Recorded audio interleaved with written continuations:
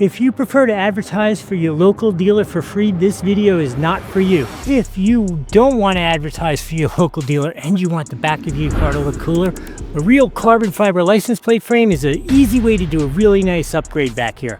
So now obviously, I can't have my license on in this video, so there's no license there. But let's go through the install and I'll show you what this looks like so you know what to expect.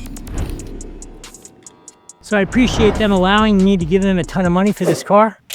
I don't need to advertise for them. Okay, so now here is the license plate frame as it comes out of the box. Looks like that, just so you can see. And it also comes with what looks like an anti-vibration mat with no instructions, but I'm gonna assume it goes between the frame and the license plate, so that's how I'm going to install it. Let's do that real quick. Let's just pull the backing off of the adhesive. Oh, it's naked. There's definitely a sticky adhesive, I'll tell you that much. Okay, so that's what it looks like with that installed.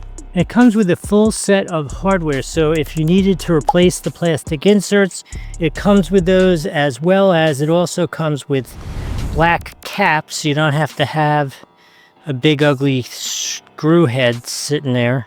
So the way this is going to go on, this is going to thread on here like this. This plastic grommet, we'll call it, is going to sit like so, right? And it's going to sit flush like that. Then you're just going to be able to pop the cap right on like this. And it's going to look nice and finished there. So interestingly enough, this is the hardware that came out of the car. So you're going to have to replace these plastic mounts for it to work with their hardware.